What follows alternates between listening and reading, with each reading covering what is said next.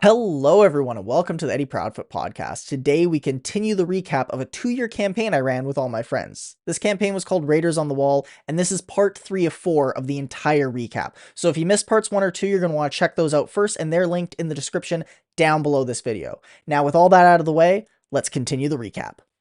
So I think where we were last reminiscing, we were talking about just leaving the vampire mansion. Swap, I think we just got to the part where Hexan decided to rip the necklace off of Gremgin. Right. Yes. Yeah. Good So times. that was a good time. Yeah. I It I was a great remember. time. How did you feel in that moment? What was the thought process behind that? Because I know you wanted to have a new character because you're like, I'm kind of done playing Hati. I want to like Yeah. introduce a new character, but I, that was a I great moment. remember distinctly, I'm thinking I feel like I was thinking of different ways that Hexan could die, and I'm like, oh, he's probably gonna get really drunk and get into a bar or something and get into a bar fight with someone and die that way. And then there was that whole moment with Gremgin. I'm like, you know, this is a good time, and the impulsive thoughts won, so I just kind of chose to do that, and yeah, it But was a so good way to go. I wasn't here for this. No. Did you die from some magical explosion from pulling the necklace off? He Or like was the magical Yeah, explosion. he just blew up. There Um, were bits of Hexen everywhere. That's I pretty much think it. I think I have this in an earlier point, but I'll circle back to it and tie it together for a reveal. But this is definitely something I can tell you exactly what happened later on. But you can probably piece together it has something to do with the curseness of the cursed items and how they seem to get cursier as time went on for some reason. Yeah, And yes. I remember. Clay, you were there for some of the sessions when either Emily or Conrad tried to mess with it, right? Yeah. Yeah, we did a couple times. We hatched schemes to remove the cursed items, and it always felt very dangerous to our Yes. safety as the ones trying to remove the cursed items from them. We You did know, almost die a few times. Yes. I will say that just as a note from the DM, if you had included me in those conversations, we could have worked something out a little bit better. Yeah, but But then it Yeah. wouldn't have been as fun. It's not the that's same. that's fair. Yeah. That's fair. I just You want you to can't know include the I teacher with in your every schemes. Yeah. We were guys, I'm trying to not pull your a prank on enemy. you. No. What do you mean you're not our enemy? You are literally every enemy we run into in this But I'm game. also Yes. every ally. So, it balances out. I Yeah, no, Have I we would say had any the allies? most of our Yeah. allies are the PCs. No, so you guys had Solomon was an ally. You guys have Deirdre, who's technically an ally somehow. maybe. You guys had Andy, who is an ally. You just never went back to him ever. Um, okay, you didn't have that many allies. I Well, don't we know had if I'd call Samuel. Andy. Samuel, yeah. Sorry. I don't really know if I'd consider them allies. They were more like, especially Andy was like more of an agreeable NPC. Well, Yeah, yeah, they're that's kind an of ally. furniture. Okay, but like he's not gonna help us in battle. He's just like Well, he's a businessman who's willing to be a Acquaintance. business person with us. He's willing to do business. That's it. okay. So, would you rather me make NPCs that just play in the fights and then soak up time in combat and help you guys deal damage, or would you rather do that yourselves and feel more awesome when you kill the bad guys on No, no, your but own? like he We're didn't just trying to really. justify the secret chat. Yeah. Like, my point No, is that's like fine. there's all these like people that just exist, and it's like, well, yeah, of course he's gonna run the shop, and we're allowed to be in the shop. That's not him being an ally. That's just him doing his fucking job. Well, he wasn't a shop. He wasn't in a shop because Andy was the bookie, right? And Yeah. he just like ran bets with you guys and then said, "Hey, you guys want to stop the cultist? I want to stop the cultist. I'll incentivize you with money." And then Well, Stewart's head yeah, popped out but of Clay's like I'm backpack. pretty sure he like he was trading with us. Like it was just like we were giving him cloaks, he was giving us money. Like I'm sure there was something that he was getting out of the cloaks. It'd be very strange if he was just like, yeah, I'll give you 100 gold for a piece of fabric that's probably cursed. Yeah. Who knows what he Yep. was doing with all those cloaks? And yeah, you guys traded with him once. But my point was that I'm not your enemy. I am your friend. Insight check. Hang on, I got my dice right here. You can insight check the DM. What's my Hey. insight modifier? Emily, what do you think your real life insight modifier is? Plus Ugh. 15. This I really don't know. let's just say it's +0, give you average human insight. Thanks. I feel like not knowing bodes poorly, though. You know, like someone who has really high insight knows their insight feel level. like They know it. Self-insight is a different skill than insight of other people. What does the DM think? That's a good question. I would agree with Emily that self-awareness and being able to have like a good theory of mind about what other people's intentions are two different things. And I think insight is So more what's like theory of self-awareness mind. and D&D rules? I don't think D&D has good self-awareness. I think they wrap it up both with insight. Insight. It's insight. Insight. What did I It's just just say? insight. Yeah. That's fair. And anyway, Emily, you rolled an 8, so Ah, bummer. even if you had +5. Okay, anyway. so Hexan blew up. Yes. Yes. Hexan blew up, yes. That's right. Hexan blew up into a million little pieces, and then everyone collected the remnants of their stuff. They were able to pick up the cursed items. Since their wearers were no longer around, it seemed like they were okay to be moved about now. Right. And then you guys did a ceremony for Gremgin and kind of Hexan, but It was mostly Gremgin. it was mostly Gremgin. It was like if there was a banner that said "Goodbye, Gremgin," and then someone wrote in crayon and Hexan. And then the Yeah, rain that's washed it accurate. away because it was pouring down rain. And you guys, I I'd think, like to remind the party that one of them was a cold-blooded killer and the other one was just a drunk, lovable drunk. That is true. he was also responsible for the death of 2 innocent adolescent gnomes in Dwarf. He delivered the killing okay. sustenance. I don't know that. You don't know that. Not a lot of people know that. I think Gremgin he didn't was... know that. No, you were told, I think, by Gremgin, but not really. I think Gremgin probably said, "Don't worry about it." And it was when you found out you're wanted for 4 murders, because you're like, "How did we commit 4 murders?" And Gremgin's like, "Don't worry about it." Cool. So it was Got an it. accident?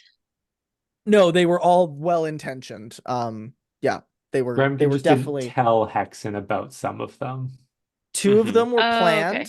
And 2 of them were spontaneous. So only 2 charges of 1st degree and 2 charges of 2nd degree. But unfortunately, the Monarchic Society doesn't discriminate against different degrees of murder.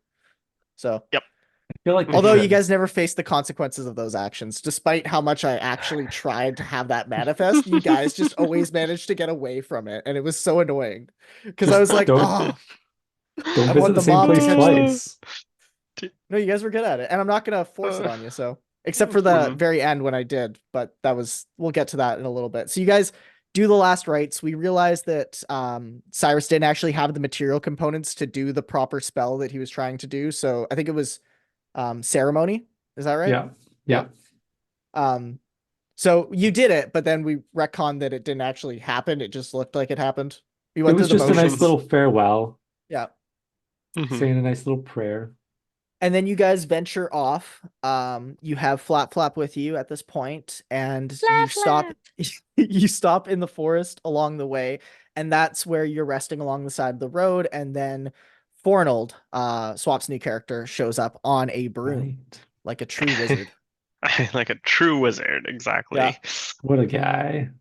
He was a very interesting character to play. So for context, he was supposed to be a very old kind of researcher person. I don't even know what I think that his main thing was he was really obsessed with dragons. So he just really Yes. liked to know anything and everything about dragons. So most of the role play on his part, on my part, was just like, how can I bring dragons into the conversation? Which was good because the Yep. party was pretty dragon centric at that point. I think it was around that time they were thinking of going back to talk to Dwergar, because you guys went and did that shortly after this. Yeah. I think the one thing before they met Fornold is they went to the volcano and they dropped off the items, Yeah. right? Yeah. That's because you guys basically like in terms of the big events that happened in this campaign, that's the next thing. Like the vampire mansion was the last big event that happened, and then after that, you guys are finally getting rid of all your cursed items because you were told to do that by Solomon before he unfortunately passed away in his sleep peacefully. And so you guys do that, and then after that, the next thing is Dragon Quest, and then that's the last kind of epoch of the campaign was the Dragon Quest, which had a few like mini sections into it, But which you we guys remember. had the interaction with, I assume it was Ocarus. Yes. Oh yeah, that happens still. Oh yeah, sorry, I completely So forgot about that was a thing before we went on our epic Dragon Quest. Cyrus is like, Yes. I died first. Yeah. Yeah, Like, if I I don't had remember followed my mind map. I don't remember exactly when that happened, but I'm pretty sure it was before we left. Yeah. Okay, so let's get all our affairs in order. So you guys meet Fornold, who is a old man gnome who's obsessed with dragons, and he was the type of researcher that stayed at home and read books that other people went out and wrote. So as a result, his knowledge was very limited to what had been retrieved and not what he had personally seen adventuring. Because his adventures were about to begin Exactly. at level After 8. But after reading, 100,000 books for the past, 60, 80, 120 years. I don't know how old he was. It was 400 years old. Oh, I okay. basically Yeah. played it that he probably read almost every mainstream piece of dragon writing and then some obscure ones, but that would have had to make their way to his side of the continent. Mm-hmm. Fair enough. Yep. So you guys pick up Fornold, and then very shortly he becomes the old man. But there was a very much a honeymoon period where everyone's opinions of Fornold were kind of like in this transient state, and then it slowly cemented, especially later when Daphne gets cursed and then just starts saying that Fornold's stinky all the time. And then that just becomes the butt of that show. But I liked Fornold. Listening back, I'm like, Fornold was a great character. He's great. He was great. He was the wise. He knew what was happening. But it's like, you know what, these little kids, that's fine. I'll play along. He probably has the most wholesome full circle arc out of all characters in this campaign. He did achieve his dream, essentially. Exactly. I was gonna say not everyone's got a chance to fully retire a character. I think Fornold was the first one that like was able to come to a completion in his journey, which was nice. It was nice we had that closure. Mm-hmm, exactly. But I'm again getting ahead of myself. So you guys get to Mount Durana. Yep. And you toss in all the cursed items, and I believe there's big like poofs every time you guys drop something in, and the size of the poof was relative to how cursed the item was, and I think you guys all gathered that at the time because you dropped in some coins and they went. You dropped in the Gremgin's amulet. Yeah, Gremgin's amulet was hella cursed, but so was the chalice. Yeah, very cursed. Chalice was equally cursed. I think it was equal, if not just a little bit below the amulet, but they were both equally very, very cursed. Yeah, because wearing cursed things and doing not so great things. In all fairness, you made the chalice so much fun to, but like I wanted to keep hold of it. I think by the end of it, I remember in fights I would be like, oh, the chalice is being super cursed, so you can roll a D100 for damage, and I'm just like, absolutely. Yeah, it had a super high ramp that was going off the wall, and it was I can tell you this now, it was location dependent. So when you guys were at that mansion, which I'll come back to on why it was such a desecrated ground specifically for Ocarus. So when you were there, your power was amplified, tenfold basically. Okay, actually that's like in terms of one of the things I do want to know is what effects was the chalice actually having on me, because I know that there was like certain things that you would say you'd roll in the background and I'm like, oh, what's happening now? And it's like, oh, don't worry about it. Oh, so one of the things I learned when I was 16 from Riley and our other friend who I'll call Carl, was sometimes you should just roll behind the screen and say things to yourself about it, write things down randomly, just to stress players out. So I'm not saying every time that I asked you to roll something, that's what I was doing, but definitely like half of the times I was just doing that. Nice. So Nice. Fair Respect. Just keeping things spicy. just keeping Yep. things spicy, yeah. Keeping people A high second level guessing of on the stress is important in D&D. Mhm. And in life. Well, just enough to keep you motivated, not so much to shut you down. sure. As a Right. PSA, you should not be stressed in your day-to-day life. Yes, that is how heart attacks happen. Play D&D and let your DM stress you out. Get it all out. Yep. Yeah. So yeah, I made a note, just Chalice. We'll come back to all of the things that were going on with my head about that. There. Do you remember the name of it though? I think I said it when we did the first half of this, but it was the Chalice of Madness. So Right. that'll be the thing I'll leave you with until I give you the full details of what exactly I was doing. Fair. Fair. Fair. So you guys drop off all the cursed items. You debated, I remember when I was listening back to this a while ago, you debated for a solid like 15-20 minutes whether or not it was a good idea to sleep on the side of an active volcano. Yep. I mean, that's fair. Oh, we wouldn't have to make a campfire. It'd be nice and toasty. very unlikely someone would ambush you up here. Yeah, as Yep. long as you keep a watch, I don't see the problem. I mean, I wasn't there, but like, you just keep Like a it watch and wasn't you're okay. it wasn't that active. Like it's not Weren't like there it was gonna cannibals there? erupt. That was right below. So if you remember, there was as you do, there was like kind of a forest just building up to the steep part of the volcano, and you had found there was evidence of cannibals, or there was something. I made it sound like there was cannibals. I think there was a nature check or something, and I just said to Emily, like, yeah, there might be cannibals in here. Watch out. And then we did go see the cannibals. And then you did Yep. go see the cannibals. They stole from you. There was a whole fight that you guys had to do. And I think eventually you guys got your things back. And I don't know if you killed them all, but there was some kind of altercation that occurred. I We may have killed skipped some of them past and the then fight. just left. Yeah. Mhm. Yeah. Well, it was once you picked up Fornold because you had a full-fledged 8th level wizard with you. You were just polymorphing into the Quetzalcoatl and Yep. just saying, Just skipping everything. just like, oh, Skipping Joe, all everything. those encounters you have planned? Yeah, just cross those out as we just fly to whatever destination on the map we feel like now.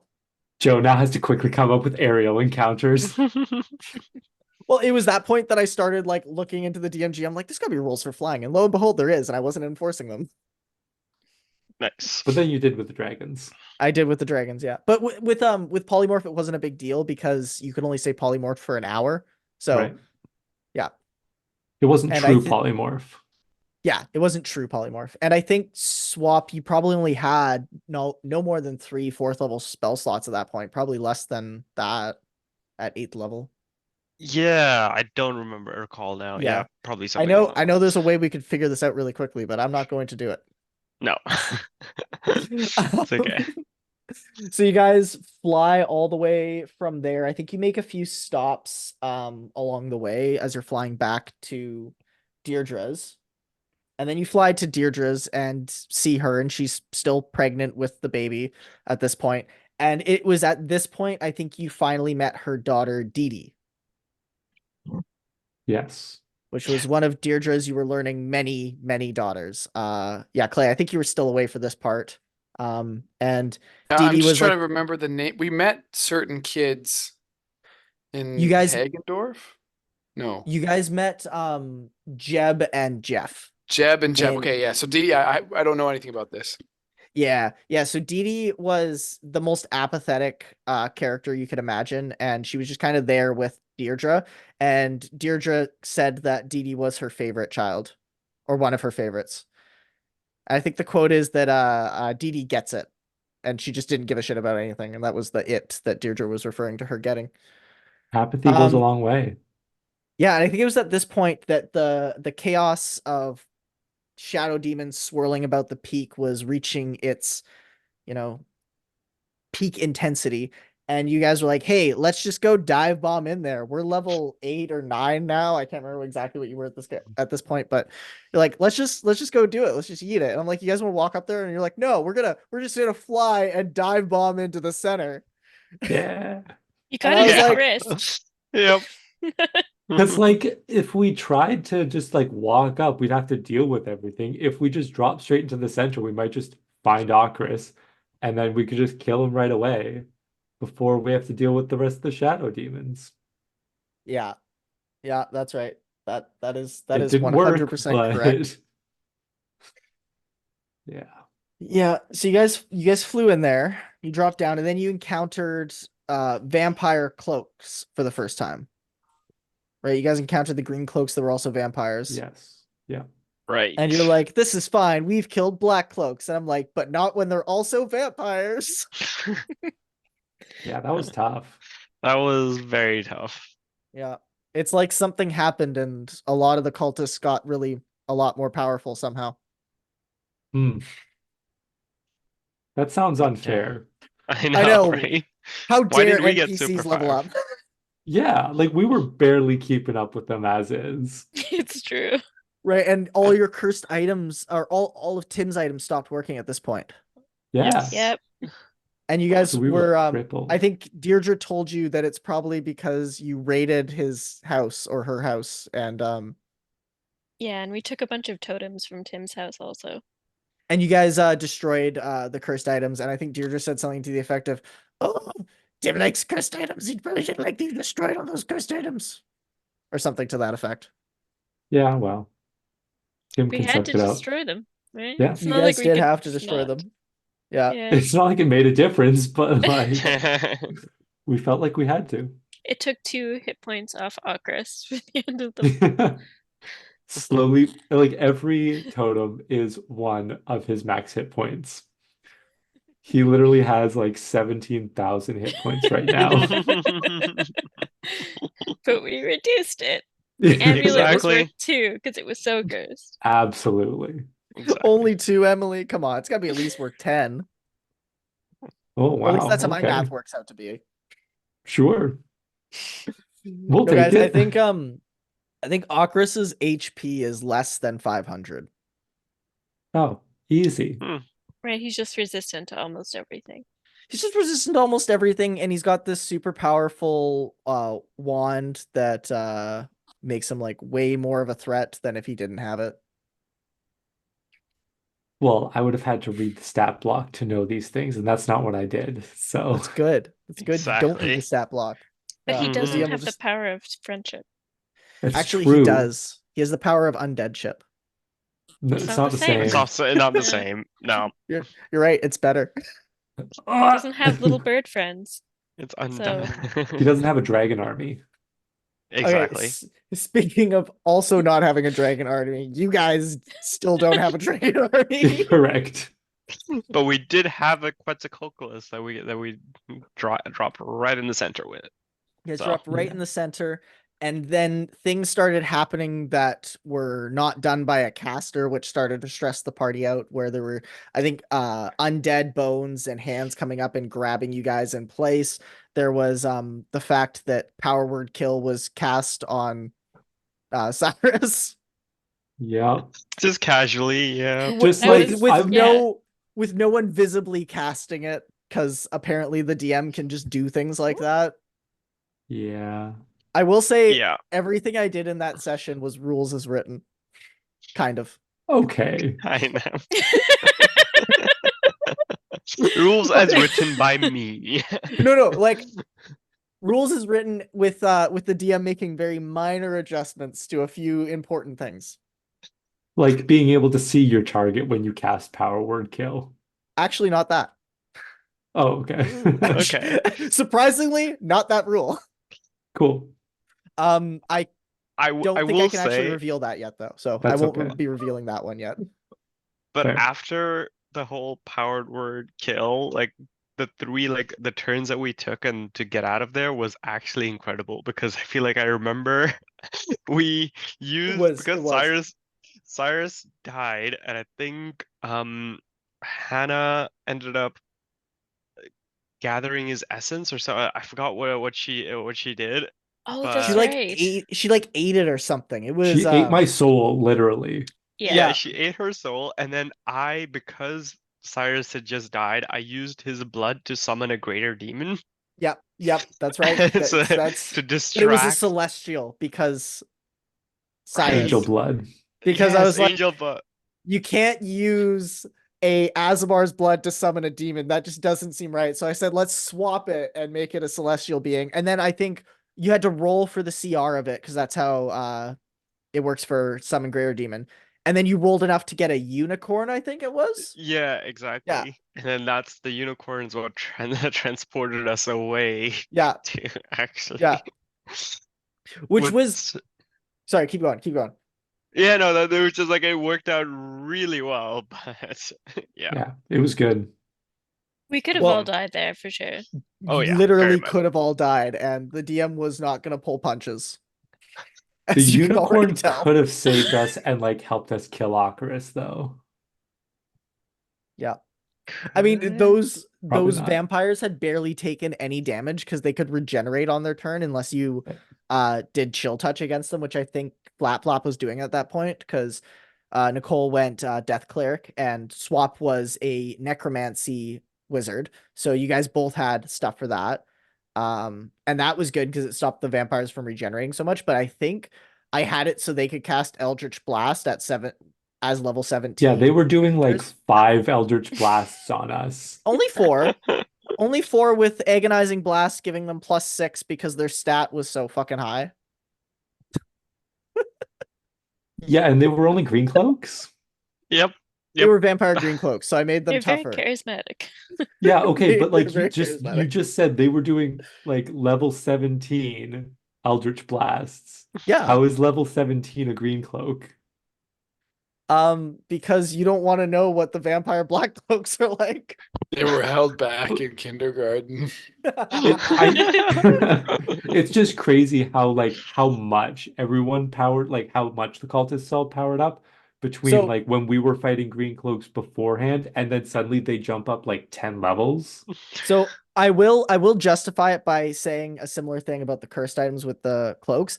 They are powerful relative to location for Okay, reasons. yeah. So you guys were at a very specific location that the DM did not anticipate you going to and described it in a way that was kind of like the DM saying, "Don't go here yet. You're too weak." And then you guys said, "We want to go there." And I said, "All right, let's see how this goes." We thought it was an survived. emergency. It You felt know, like an Exactly. emergency. No, like I'm not judging anything you guys did because like I gave it a lot of description. So then like as a player, you think, okay, we should go do that thing because that's getting all the description, which is fair enough. We I'd be didn't know where lying. else to go because you didn't describe anywhere else. Well, you guys have been so many other places. You guys could have done so many different things at that point. I was still holding on to the thread that you guys might go fucking look into whatever the Black Shipping Company is doing. I'm still holding on to that. I wasn't involved in any of that. Like that was No, before we don't give me. a shit. Just no, Yeah. don't care. Okay, cool. We're gonna finish all this happened entire before I campaign and joined be the like, party, this is so. why you guys should have done this. We're murder hobos. We're not accountants. We're not going to go look at invoices Exactly. I until you tried, give but the us party like a wasn't building. wasn't interested. Yeah, we need to go somewhere we can like kick the door down and chop up some Black Shipping Company guys. Then Fargrim will be very interested. Yeah, What if Fargrim's we asks. what if we just flew in and instead of and like just drop in on the ship, like kicking down the door, could have just like flown out to sea and just like landed on the ship deck and Yeah. been like, boom, That's we're what I here. thought you would do because you guys had the consequence. Anyway, what I was gonna say is that day I explicitly remember being in a very bad mood. I can't remember why, but I think that was when one of my no, I can't remember why, but I think I told you guys in the car ride that I'm going to take my anger out in D&D. And We that's didn't why You expect it. killed Cyrus died. Cyrus? You killed Cyrus? Because of that? I killed We were Cyrus. so shocked. It's just like, That's wait, okay. what? It was kind of planned, so it's fair.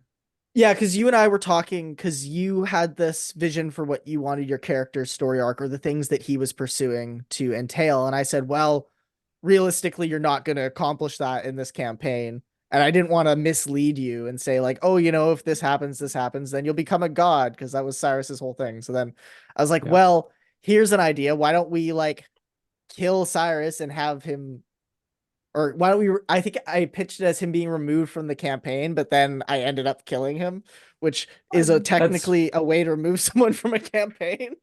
I mean, he died, but it wasn't like he was dead. So like there was still the chance for him to fulfill his Well, his yeah. arc. And then the cleric could learn revivify, which was good for I think a week. So you guys went to Deirdre's, which you just came, and Deirdre's like, "Oh, I'm sad Cyrus died." But she didn't say it like that, but she kind of said it like that. Which was the first time that she actually like looked like she enjoyed Cyrus's company, which was when he was dead and couldn't actually notice it. Checks out, honestly. Yeah. Yeah. You were revived, but I think if I remember the details of Revivify, which I probably don't, your stats were weakened for a certain number of days. Yeah. Okay. So you stayed there, and then we took that as a way for your character to be transitioned out. And there was kind of this like, will he come back? Will he not come back? Okay, I have to say that like Daphne had been in love with Cyrus for like days and days and days, and had like written him a love letter that she had been carrying around with her and was gonna reverse pickpocket into Cyrus's armor, and Wait, Aw. actually? then he was gone, and she was so upset. Oh my God. That's That so makes Emily, And it sad. was really sad. that makes so much sense why Daphne did certain things, because sometimes you'd say like Daphne's just gonna talk to the Cyrus doll. I'm like, oh, that's nice. She like Mrs. Cyrus, and like now you say, I'm like, wow, so many things make sense now. So yeah, she was just having a really sad time. Okay, Aw. We're getting ahead of ourselves, but I have to ask this now because if I don't, I'll forget. How did Daphne feel when she met Tal, and then Tal's whole like story arc obsession with Cyrus, like borderline psychotic obsession? Not gonna lie. Tal is Like, just a little guy, and I will not hear him criticized. I'm not okay. I will redact my criticism, but the question still stands. What is the question? How does Daphne feel about this like idolizing of Cyrus? Because there have been so many points where Daphne has said to Tal, like, hey, you need to check your reality because Cyrus wasn't this perfect person you're making him out to be.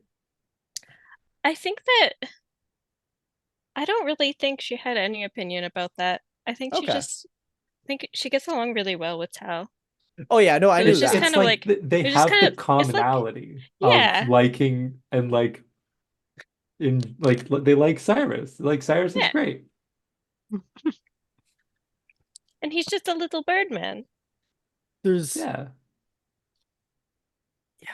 no one that was there for the night at the hotel is in the party anymore. I think technically Fargrim was there. So Fargrim's the only one that could remind people that Cyrus helped cover up a murder.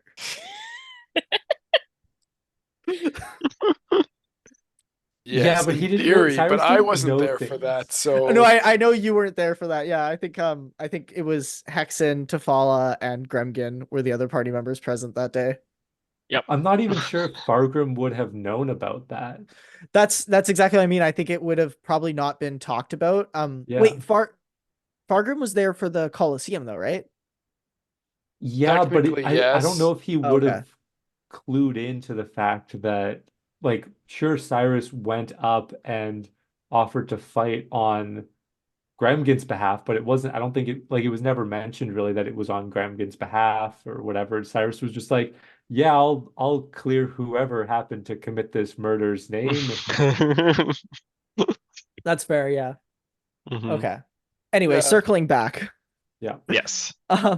So you guys lose Cyrus, but then you return to Craigshaft afterwards. So you guys go there, Summit, back to Deirdre's to Craigshaft. Now, I think this is when we were like, okay, we need help and we really need to find where where dragons are. We wanted to know more stuff about dragons, I think. Yeah. Yeah. Oh, this is what happened. You guys went to find more stuff about dragons. That's when you ran into Tal. You also ran into the big statue that they were building of Sally, which Daphne took to be a very distasteful thing. Even though everyone in the town seems to be really cool with Sally and has nothing but nice things to say about her. Obviously a cult. You built a statue of yourself. Lots of people build statues of themselves. Do they? If Cyrus could have, he would have built a statue of himself. Oh man. Just so everyone knows, you can actually build a statue of yourself in Baldur's Gate, Nice. and it gets sent to your camp. That's awesome. What? Spoilers. Hmm. Big time spoilers. Yeah, that's the real spoiler of the whole game right there. You can make a statue Exactly. of yourself. You can make a statue. Exactly. I have a goal now. Hmm. If I remember correctly, Daphne defaced the statue in a very silly way by drawing a big mustache and monocle on it, I think, or something to that effect. It's something like that, yeah. Yeah. Nice. This is also when Nice. you and Flapflap and Fornold, I think, stole a 1,200 gold mirror for the purposes of scrying. We Yes. needed a 1,200 gold beer. It's to Pretty save the much. world. And I just find that so funny because like while you guys are like off stealing things, Tal, who has just joined the party, is like with the other party members and he's talking with some of his friends to help rebuild the town. And he's like giving away gold to like get his friends to rebuild houses. Yeah. It's just like And two very different dynamics. what was it? It might have been Fornold and Tifala then that went and found you at the beginning, because I think it was just the five of you guys, right? It would have been Yeah. you know what? I should really Right. pull up the fucking document I made that has all of the who was at I which think- session and when. Yeah, I think in this session, I remember Tifala and Fornold went to meet Tal, and then because I didn't help with getting the mirror, but there was another time when we were trying to steal stuff when it didn't go well. Yes, right. there was many a times when you guys went to Craigshaft, stole things from the shops there, and left. You guys I are think- but petty yeah. thefts in Craigshaft only. Because You've never Flapflap bought was such a something. good like person for distractions. Yep. So it's just like we were the perfect team. It was great. You know, just the way you paused in such a good person for distractions. Like such a good person to For distract people, I Steve. I mean, also Oh, just a God. little guy. Also, just Yep. a little guy. Couldn't do anything wrong. Just a little guy. Yeah. Let's see. This is Cyrus dies. Yeah, okay, yeah, that's who was all there. Yeah, Tifala was there. So yeah, I think it was Tifala and Fornold. They find Tal, who is our little Owlin, and filling out the party of just little guys now to be a party of solely little guys. I think Tifala was the tallest at this point. I'm not sure how tall she was, but I always imagined her as being a taller tall energy. individual. Yeah. Yeah. I was like Tall thinking like at vibes. least like 5'10", probably like plus 6 feet is kind of always the vibe I got. But it's just because the mini has the wings outstretched, so you always just imagine the Yeah. Aarakocra being like 8 feet tall. Yeah. But anyway, you guys do that, and then do you remember how you got to dragons? Because this was quite hilarious, and I Oh completely God, yeah, we talked to Remember? the wizard to teleport us, yeah. and then like we fucking got all split up with the teleport because Oh, that's right. because like we had to describe it, and I think the way that the spell works is like the less information this guy has, the less accurate it is. So we got all split up, and we were like we were forced into a fight with a bunch of undead because we were all spread out and we were trying to like come back together. Tal, I think, was using message or something like or Send it. sending for the Sending. first time. Yeah. So what happened was that's exactly right. So you guys met this really quirky wizard that happened to be the wizard that Gremgin trained under for a little bit. And he was really quirky, and he was very willing to cast sending for you guys, and he had his own mirror. Or Yeah. He We could also have we could have gone to him for scrying, but we were like, nah, we'll steal a mirror instead. so you guys did actually get him to scry for you too. Do you remember this Yes. part? Because you guys learned a lot of With important one of the rainbow information. cloaks, right? Yes. And you were able to perfectly describe it to him because you didn't have to, because Daphne just changed into the Right. rainbow guy, and he's like, Well, okay, they're now I mixed can do belly this. hats. Exactly. So then And I think there that were 4 locations for some reason. because he was in 4 places simultaneously was the thing the DM was trying to tell you. I see. Almost as if there's 4 people that look exactly like this individual. Secret quadruplets. I was thinking more like he created clones of himself, but like simulacrum Yeah. type thing. That It's probably still a makes more mystery, sense. but But maybe it's quadruplets. Evil It's wizard actu- quadruplets. it's actually sextuplets, but only 4 of them were into the cult. Oh yeah. Yeah. Well, Right. the other one was Solomon Goodman. The ultimate plot Yes. twist. Well, like if you had No. siblings and one of them was named Waldor McSwirly Hats and one of them was named Solomon Goodman, Why do they have Oh. different last names? they're just Well, titles. you obviously changed the last name to fit the personality. That's right. That's how Exactly. it works. Mm-hmm. Totally. You guys find out Solomon's given name is Walter McSwirly Hats. I believe it. Yeah. Okay, so you get that information. He casts I think it was teleportation circle that does that. And you guys took a whole bunch of force damage. I think the fun thing was, depending on what I rolled, it could continue to happen. And I think this happened to Daphne where I like failed the roll. I'm like, oh, it keeps happening. Take another 30 force damage. Oh god. Yeah, quite a fun spell. But you guys got there. You had the big undead fight. You went into the cave, and then you found a bunch of dragons.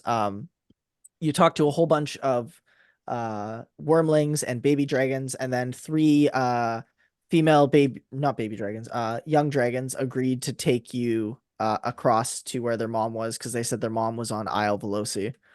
Yep. Right. And then this whichever island that is. whichever island that happens to be, who could say? It's an island. It's an island. Literally pick an Yeah. island, and it's that one. Yeah, and this was Fornold's first time encountering dragons. Yes, and Right. he rolled He was very very creepy. terribly and ended up being creepy.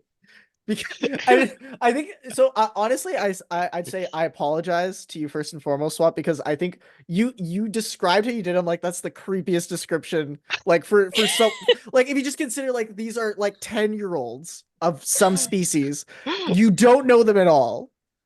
You don't even know their mom. You're just with people that say they know the mom. You show up at their house, and then you're like, "Can I touch you?" And I'm like, "You gotta roll. That's the creepiest shit ever." Yeah.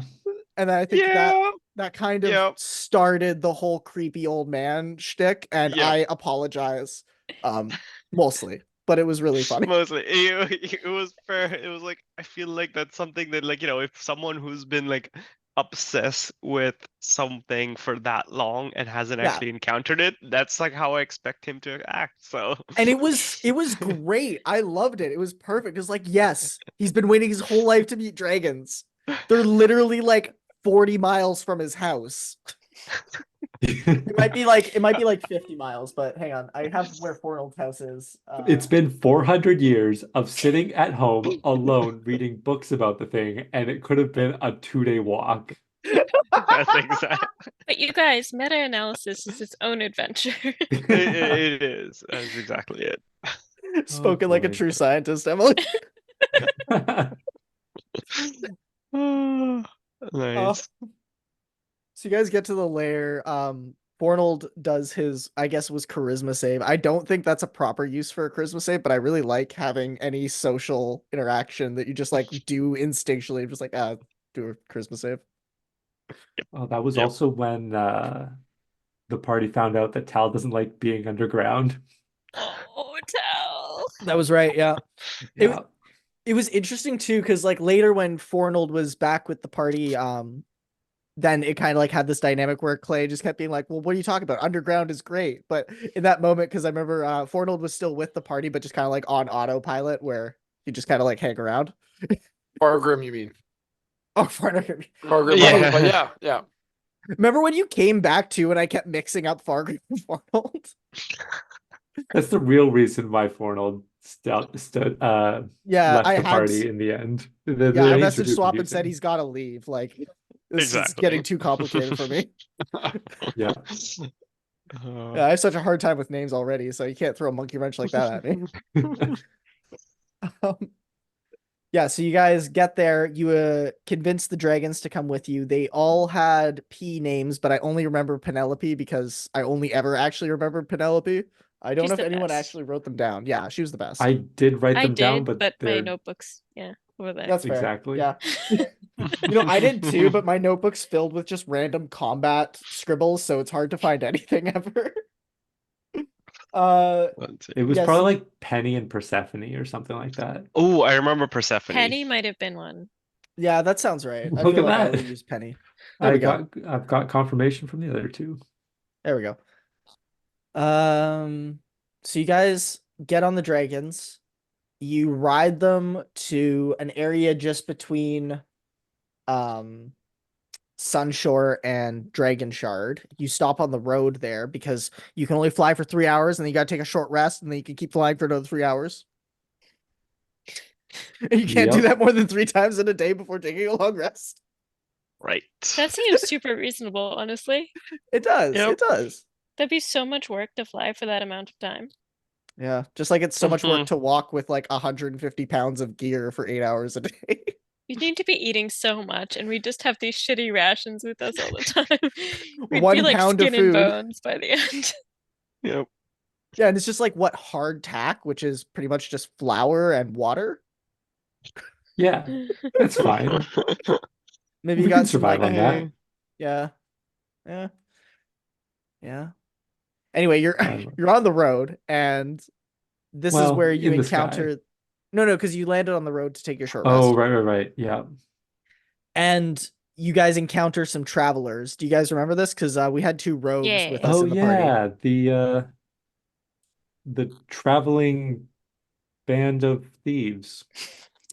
Who had been Dave's stealing tricks. from the fine folk, Yeah, Yeah. the fancy folk, the fancy folk. Mhm. which you guys soon encountered after this. So you guys, I kind of pitched a side quest because I kept doing this thing where every time you guys stopped, I'd be like, hey, side quest. Hey, side quest. They And we were all sometimes took so 'em up. tempting. I just like There were never so many side quest attempts while you guys were trying to find the dragons, almost as if the DM was just postponing that for as long as possible. You did a really good job at trying to lead us astray, Yep. but we had a mission. You We guys definitely did. did. I was so proud of you for staying on task and on time and on budget. Kind of. You guys There did was no spend a budget. lot of gold. Spend. But you guys did Yeah, get a lot I of gold mean, too, so The budget was kind of unnecessary considering that we stole everything, but it's fine. it's true. Well, that's how you balance the budget. You steal things and then you don't have to put them in the budget. Yeah. Yep. Mhm. This is not financial advice. I was like, I feel like that's just a direct quote from Daphne to Tal right there.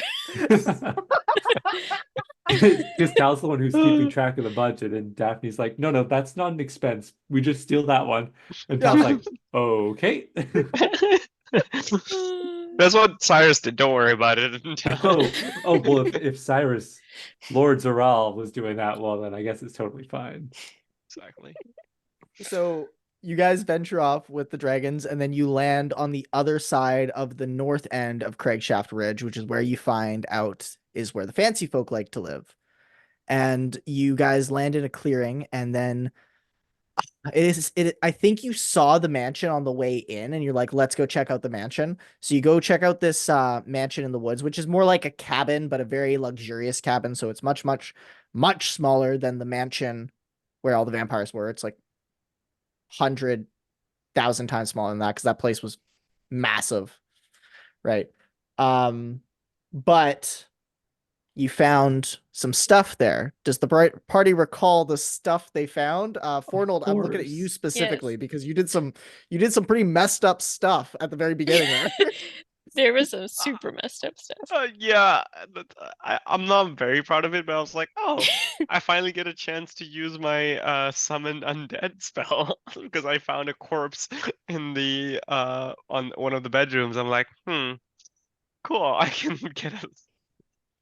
Yep. Why did you animate the corpse though? You animated the corpse and its first task was to do what? I don't remember now. There It's was a carrying gold, wasn't it? there was a giant chest of gold, and you're like, I cast animate dead and pick up the chest. I'm like, you can't pick up the chest, it's way too heavy for you to carry. You're like, I'm gonna get the undead to do it. And I'm like, yeah, that works. Super messed up. And it was like he was in a pentagram. It looked like he had been sacrificed, and then there was all this cursed gold. But Fornold It's had for never real seen estate. cursed gold. Yeah. Yeah, makes Yep. sense. Yep. And I think you brought it outside. Daphne called you out and then mentioned that all the gold was cursed, and you told it to throw it away. And I just described it as just going like Yeah. went into the Tuck it woods. into the woods. Yeah. Absolutely. Chucked into the woods, exactly. Yeah. 1,000 gold, 1,000 cursed gold pieces, or 1,000 gold worth of cursed gold. I can't remember exactly what it was, but it was a lot. Yeah. What's And- 1,000 gold, you know? Yeah, For that's this only like party? one. That's one piece of armor. Come on. Yeah. Exactly. Do you remember the other things you found in there? Yeah. These are I remember the basement. yeah, that's I was seeing it. Daphne, is that what you also remember? I remember the basement. We also found a torture chamber upstairs You did find a torture chamber upstairs and a bunch of books. and a bunch of And, books. It was like a secret torture chamber. It was off of the game room. And Mm. like, yeah. We didn't know if it was like a sex thing or if it was actually a torture chamber. But after seeing the guy like sacrificed, it felt pretty bad. Yeah. Yep. Yeah. And I would not put a sex thing in my campaign. That's too vulgar and inappropriate. So it was clearly a torture chamber. Sure. Hey, what a You'll have clean the- campaign here. You'll have the undead horrors that literally mess with our mind. But no, we can't have a sex dungeon. Yeah, That's- that's too That's much. Just- too much. Just remember the wise words of Sheila Broflovsky. Violence and graphic scenes are okay as long as no one says any naughty words. Yeah, I don't know if I agree with that, but okay. That's fine. I don't really agree with it either, but I want to say it.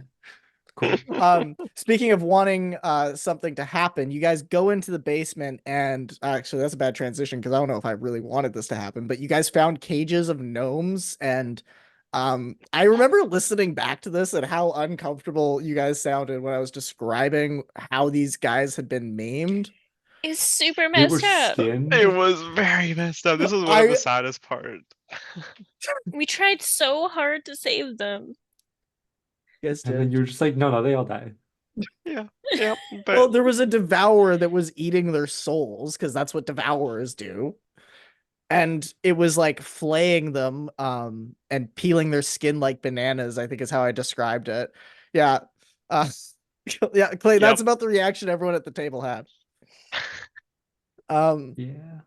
Listening back to it, the thing that I still laugh at the most, like in a very not like to the actual act, but just to your guys' reaction to when I said it, was describing like when Cyrus or no Tal like healed one of them that had been flayed, and then I described like the unpeeling of the banana. Yeah. The skin peeled back on. Yeah. And you The guys skin were like, was just that's so much unpeeled. There we worse. go. Yeah. oh my god. But Emily, Gross. remember last weekend when I said to you that a lot of stuff that happens is inspired by Adventure Time? There's a line in Adventure Time where Jake is fighting a monster and it says, "He's trying to peel me." God. Cool. So then you get that. Speaking of Adventure Oh. Time, that's all I can think about when you describe Hexan blowing up is the hot dog nights in Adventure Time. If you're not familiar, the hot dog nights are granted one wish, but they're kind of stupid. So one guy wishes for a box and he gets this little cardboard box to play with, and they're supposed to be saving their kingdom. And one guy goes, "I want to blow up." Like, get big. But then he just blows up. And that's how I think of Hexan as being like It was hot that dog Clay, style. but if Quentin Tarantino directed Adventure Time. Yeah, Yeah. of course. Cool. Mhm. Yeah. Man, I really need to watch Adventure Time. Speaking of Adventure Time, you guys are on the adventure of your life right now in this basement, committing a breaking and entering. Which, I never really thought about that until now. You guys technically were in the wrong in this situation because you went into someone's house without their permission. Like, who does Tal that? didn't. Tal was walking around the perimeter because he was like, we're not going to break in and enter. But then once the party that did want to break in and enter found like some sketchy stuff and like the Yeah. sacrifice and all that sort of stuff, I was like, okay, well now like we have to investigate to find anyone and save anyone else who's still left here. So That's fair. it started off being not so great, but we were able to justify it in the end. I'm going Exactly. to say something Sure. important, which is you think I care about private property. Communism. It's everybody's property. I definitely don't think Daphne cares about private property based on all of her actions in the campaign. Pretty much. I think I actually have on my character sheet under features and traits, it says no such thing as private property. Nice. That makes complete sense. Mhm. Like, yeah, played to a T then. So you guys do all that. You fight the Devour. It was a pretty awesome fight because you guys have Swap, who's now this awesome wizard who gets shit on, but is kind of the MVP in combat without when there's no Fargrim, we had Fornold, and Fornold was the strikey kind of tank, whereas Fargrim was the tanky kind of tank. You mean Hexan? No, Or I'm comparing you and Clay right now. oh, okay, yeah. Because when you guys felt like the strife in combat, it was right around the time when Fargrim was not fighting in combat anymore. And I, as the DM, failed to recognize how much that changed the dynamic. Because we all were casters at that point. Because you guys were all squishy casters except for Cyrus. And then the thing about when I run a combat, I always try and think like, okay, what would the enemy do in order to try and defeat this situation in front of them? Well, they clearly target the big tank because they're going to take out the majority of the damage. So if they can get to them fast, then they can try and like cut through the others that are hard to evade. But that tank that's coming up and hitting them, it's like, hit the thing in front of you.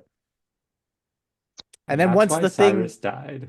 And then Cyrus died, and then you guys had nothing but you had a warlock, you had 2 clerics, you had a necromancy wizard, and then you had Tifala, who was the de facto tank, being the moon druid, because moon druids can be very tanky in their own right. So that was kind of the dynamic there. But I think in some fights, because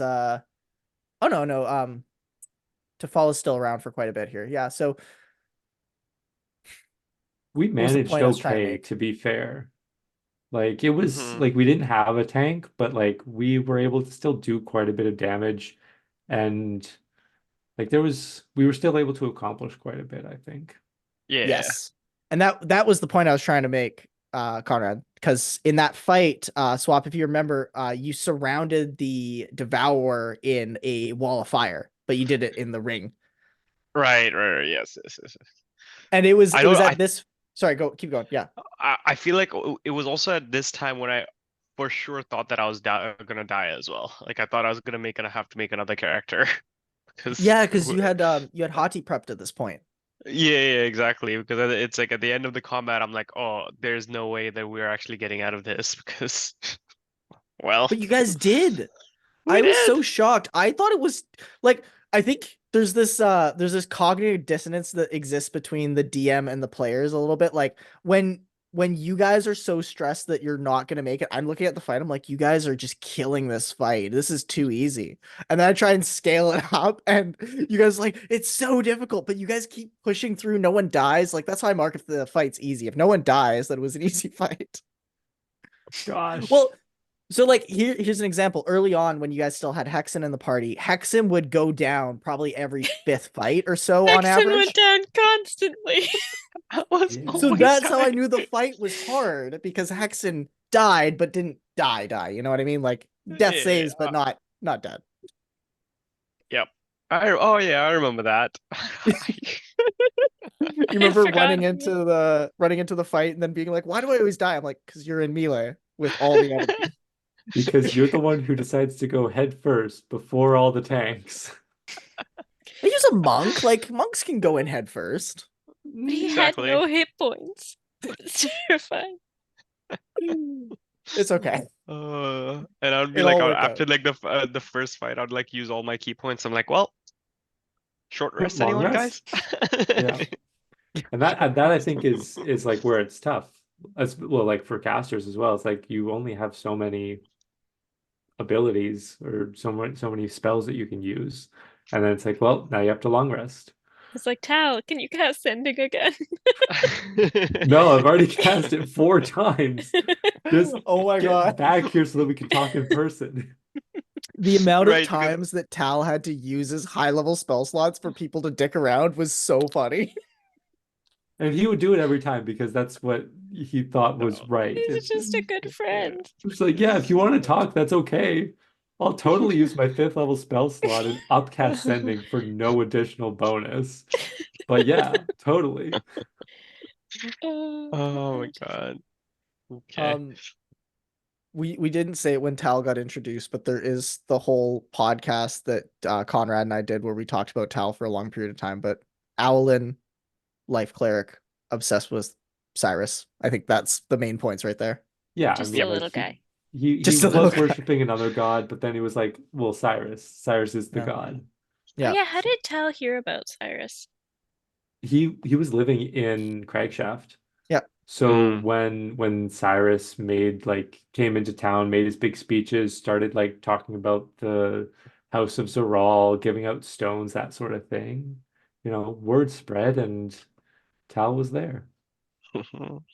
Yeah, there was one session where you rolled really well on a speech and you inspired a bunch of people. You had made those rocks, they kind of started circulating, and then unbeknownst to you, some other people had started producing your rocks. Yeah. Yeah. So Because I like, only there made was like 5 or 6, but then Yeah. there were like thousands at some point. Yeah. It was like, Well, whoa, that's awesome. there's like Hundreds. hundreds of rocks that exist currently, and Sure. there's more and more, but they keep they're slow to make. Yeah. There's like about a dozen guys who are doing it right now. You know what? Fair enough. Those are Cyrus's apostles. Exactly, yeah. That's why there's 12 of them. Yeah. It's a rule. There has to be 12. You can have no more, no less. Of course. Yeah. I would never deny Cyrus 3 times. Wait, would that make Tal kind of like Jesus? Because it's like, it's not quite the reincarnation, but like considering that I played Cyrus and then I played Tal, Okay. like they're kind of the whole same person. impersonation.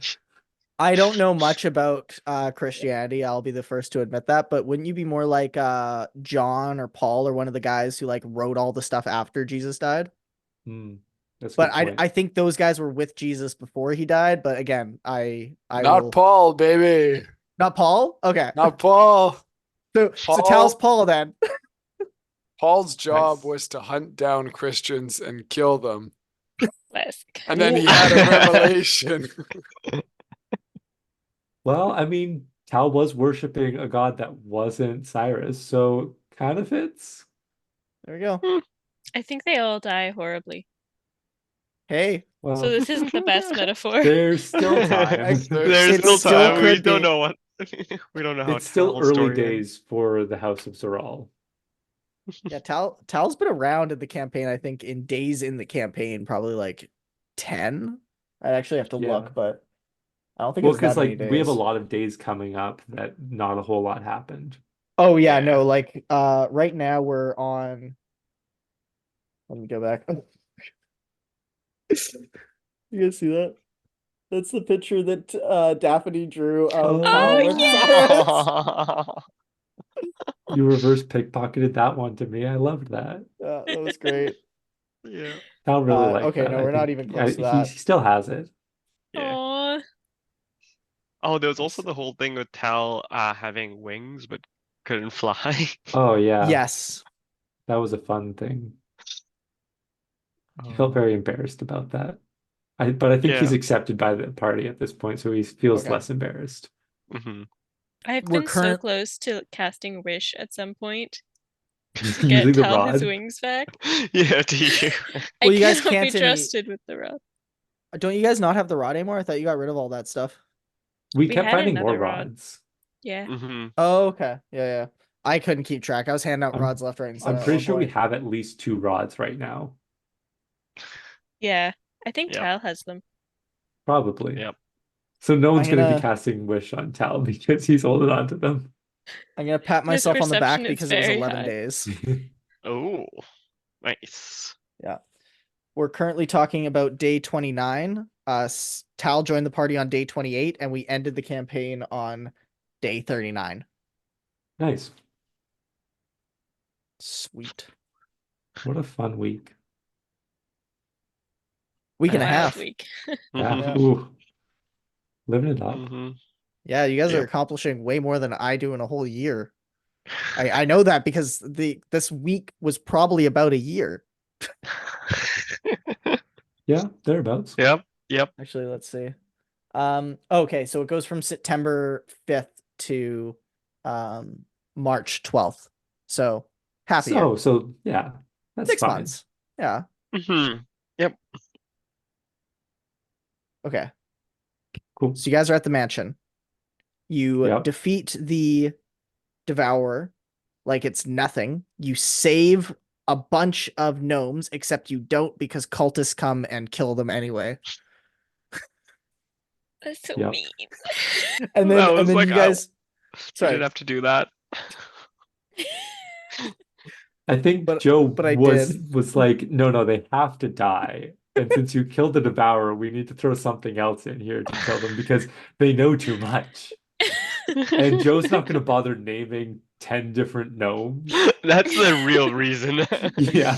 Because he knew that we would ask their names. Well, and if I name a gnome, I have to give each gnome 10 names, so that's really 100 Right. names. And my book of names is only a table of 100. So, what do you Go want me to through every single do? name. Show all my cards? Come on.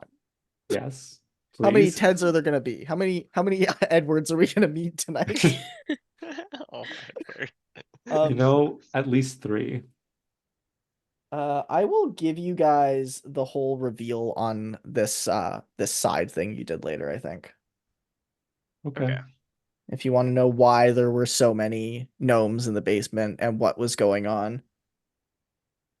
Well, Did because it then we later have- talked to the owner of the mansion.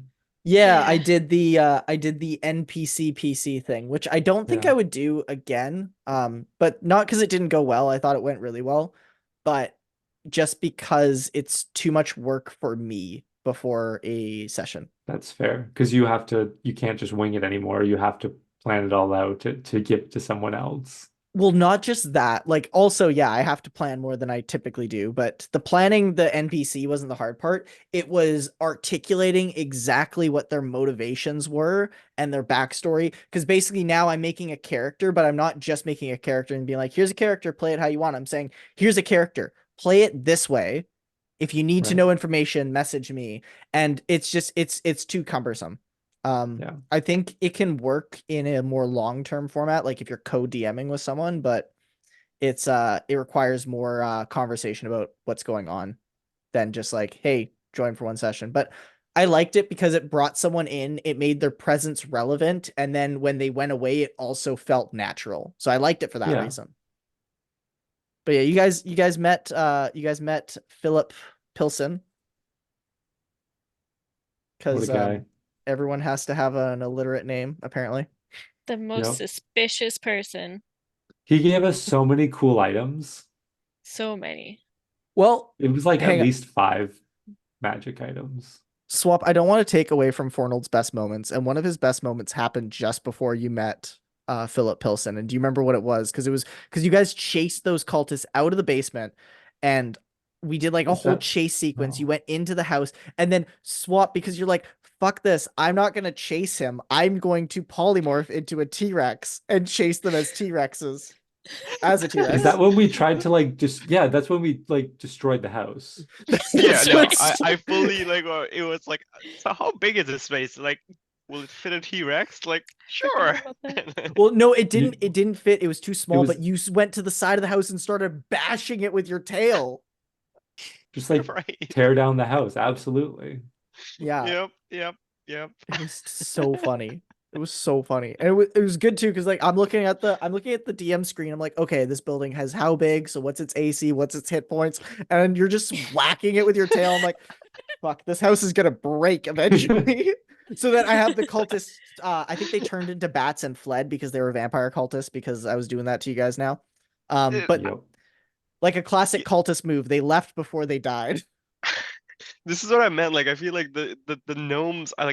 I felt it when you killed them. I'm like, no, I'm not letting these guys get away. Yeah, no, it was so good. Yeah, you had that visceral connection. You're like, my gnome brothers.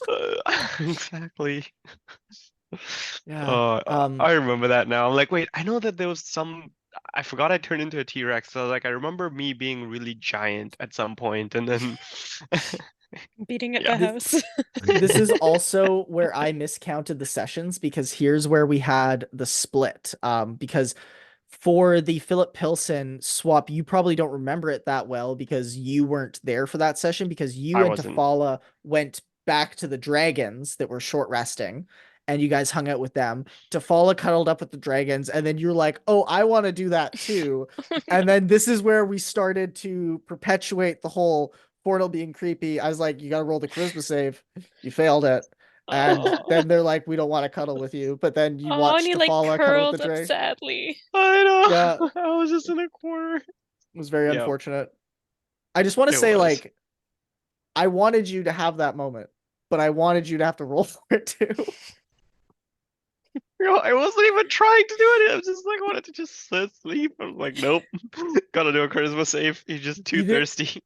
You didn't want to just sleep. You wanted to cuddle up with the 10-year-old dragon. Why'd you gotta phrase it like that? Because Yeah, I that's know. how it was. Okay, It's but just a dragons dragon. mature pretty quickly Yeah. Do they? in terms of like not in terms of Size. like actual age or size or anything like that, but just like I don't know if we want to continue Mentally. this conversation. I don't really. But then there was But yeah. right after that is when we had like the two different sessions, like splitting the party. Yeah. Mhm. Yeah. So you guys went there and you had your. I don't think you had like a separate session. I think there was just you guys coming back to the party in the next session, Yeah. because we had Yeah. just Emily, Conrad, and Nicole, and then Vito, who guest spotted as Philip Pilsen for this next part. You Mhm. guys were at the mansion. You asked him about the things you found in the house that were weird, because there was also some weird paintings, Emily, and I remember you were getting particularly sus because of the paintings. He had the cult paintings, didn't he? He had some cultish paintings, yeah. And he also wouldn't answer questions about the torture chamber. Like He he tried wouldn't. to make it seem like it was a sex thing, but Yes. but like he was being super suspicious, I'm pretty sure. Yes. I thought he was trying to say like, oh, the cultists moved in a while ago and I've just been a prisoner here. I think his story was that he didn't know, or no, he'd been trapped in his house for a couple of weeks, but he didn't know they were cultists. They came over to do like some sort of thing he was organizing for the community because he was a retired adventurer, was his whole shtick. Right. And then they tricked him and he had been a prisoner because you guys recognized him as one of the gnomes that you had saved, even though you thought they all died. Right. So yeah, I think we told the town to disband that committee or something like that because like that's cultists. You should not have the event planning committee be a bunch of cultists. Because they were gonna have like a big festival in the town. It was planned by a bunch of cultists, yeah. I was like, God. I remember attending a festival where everyone turned into an undead. Exactly, yeah. And he gave you a bunch of items that you later found out some of them were cursed. Like half of them at least were cursed. Yeah, I think you guys attuned to them and found out half of them were cursed, which was fun for me.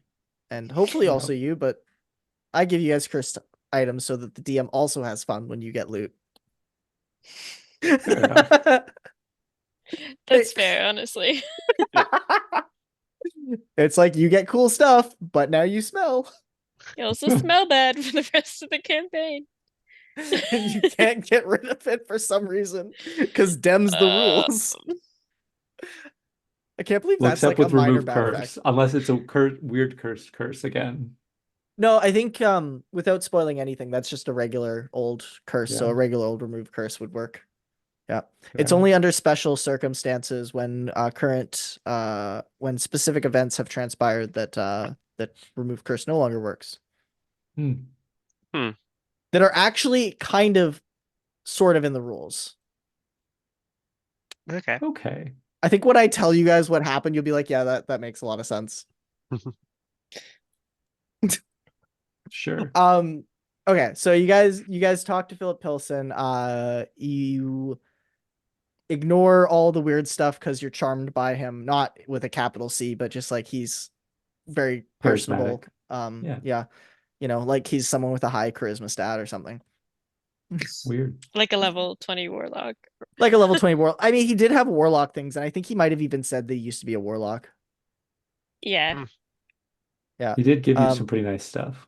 He did give you some pretty nice stuff, and he had warlock items too. Some of which were not cursed, I think. Maybe. There I was don't think the the book. cauldron wasn't. There I was don't the think. No, the cauldron's cauldron, not cursed, I think. Yeah. The book's not cursed, I the think. needle Yes. kit. I think I also stole the cauldron though. Yeah, you had it, and he's like, "Oh, you have my cauldron there. I guess that's fine." I think that's exactly what happened. It sounds like it. And what'd you guys do after that? Oh, I totally We forgot went about to this, town. but before you went to town and before all of that transpired, there's something you noticed specific about the columns, Mr. Plus 13 perception. Oh yeah. Do you remember The that? column, I remember that like they were trying to tell a story, but I don't think I was able to understand what sort of story they were telling. I It think it was about was, some past thing that yeah. was similar to what's happening now, though.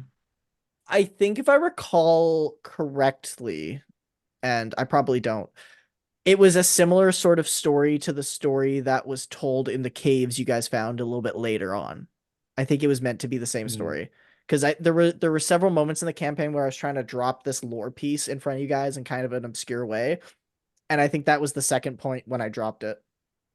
Yeah, it was like the dragons and Ocarus and people Yeah. all interacting.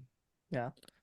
Um, yeah, I think the first lore point was when you guys saw the paintings, and the second lore point is this, and the third one is when you guys find the cave paintings. Right. That's kind of a hint, Emily, to what those 4 paintings are all about. Lore. Um, so you guys go to town. I can't remember why. Do you guys remember why you went to town with Philip? He was gonna like show us the community center or something. But we Maybe he's ended gonna. up going to the tavern, I think. Yeah, I'm trying to remember if there was a specific reason or if he's just like, my house is destroyed. Let's go to town and drink, which totally could have been what happened. I think he was going to introduce us to his friends, the cultists. Which he did. Yeah, and then you guys had this epic fight where you guys were gambling, something went astray, and then they showed their true colors, killed their friends, I think, that were not their friends anymore. Because 2 of them were cultists, 2 of them weren't cultists, and then you guys went into another room. I think that's where the friends died. And then you guys Yeah. fought these Well, 2 green we cloaks. encountered him. Uh, why am I Stewart? blanking? Yeah, we Stewart. saw Stewart. We went into the back room. Stewart came in and is like, well, what do we have here? And Yeah. then left us with the cultists. Yeah, Or because they he'd were been just like the dick. bodyguards, and then 2 of them just happened to be cultists. Yeah. And then we had to kill them. And Yeah. then we And you found guys killed underneath the them. floor some more magic items. That's right. Yeah, you found a loose floorboard, and there was some magic items there. And then you guys talked to Stewart briefly, and he just kind of was on his way. He's just there more as a Yep. fixture piece. It's like, oh, all right, see ya. Yeah. But you guys killed those green cloak vampires, and it was super easy, barely an inconvenience, if I remember. That's not how I remember it, but okay. It was pretty I hard. remember I remember it being super easy. I remember thinking I should have thrown 4 at you. I don't remember that. What, you don't remember my thoughts? I don't remember it being that easy. That's fair. That's fair. Like I said, that dissonance between the DM and the players. Oh, this looks super easy. You know Because what? you You know can what? see how their health is dropping. You could be like, oh, look, you're like halfway through, or you're Yeah. 3/4 of the way through, and we're like, Yep. we're dying here. We don't know how much longer this is gonna go on. Well, I think what it was is Nicole was really effective in her characters after her first. Like with Flapflap, she was, because of her death cleric thing, she was able to hit 2 people with chill touch, which meant that they couldn't regenerate hit points. Which was the Yeah. whole reason why that was supposed to be much harder than I thought it ended up being, was because they never regained any hit points. So I was like, oh wow, you guys are cutting through these enemies super fast. But of course, you guys don't know that, like you said. So it seems a Yeah, lot so harder. I mean, Flap was effectively doing 20 damage to each of them with that chill touch because they Yeah, weren't able to regenerate the health. exactly. So So it was yeah, very helpful. And then you guys were all just like peppering them with other damage. And then, they just drained super fast with the action economy. yeah. But you guys came out all right. And then we picked up with the next session. And that's where we had Tifala and Hexan come back, or not Hexan, Tifala and No. Fornold come back in. And Mhm. then you guys went and started looking around the town because you were trying to find them. Um, I think you went to the mansion and they weren't there, and then there was Yeah. I think Tafala did a survival and figured that they went to the town. You guys went and saw a museum there, and then Tafala was offended that Fornold was interested in the museum. Because yes, it was all about dragons or something at some. Yeah, Yeah. yeah, you're super fascinated. And she's like, I can't believe you'd be fascinated. Then just like go storms off. She had a lot of complicated feelings about Fornold for sure. It Yep. was quite an emotional roller coaster. I was here for it. That confused me because like I thought she was interested in dragons too, but then it's like She when Fornold's was, but she didn't like the idea that they would take the remains of the dragons and put them on display. She thought that was offensive, which was fair enough. That was a great point of view to take, and kind of like in juxtaposition to Fornold, and I was loving it. yeah. It was Yeah. great. I was like, it's It was for Okay. research. No. It's like it's inhumane. And then you guys Yeah. went to a casino of sorts, and everyone in the casino had fancy hats.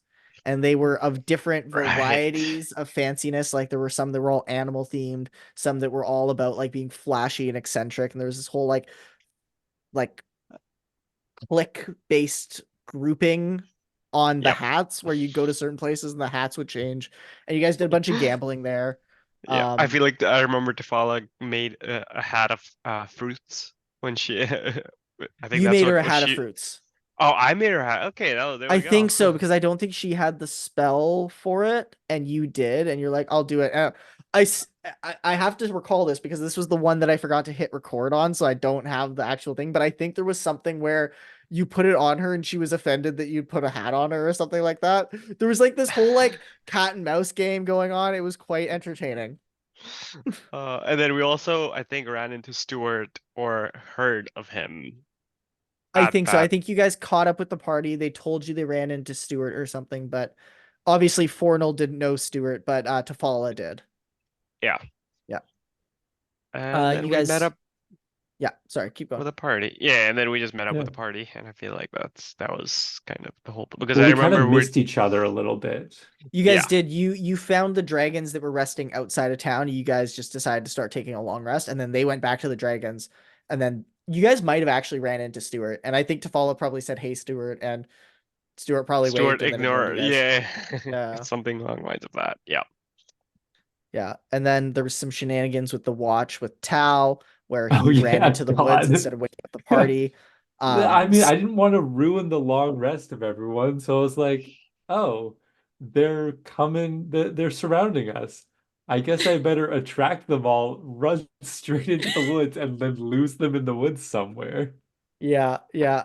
Because that made sense. Yep. It's lessons in how you make the long rest take 40 minutes. Yeah.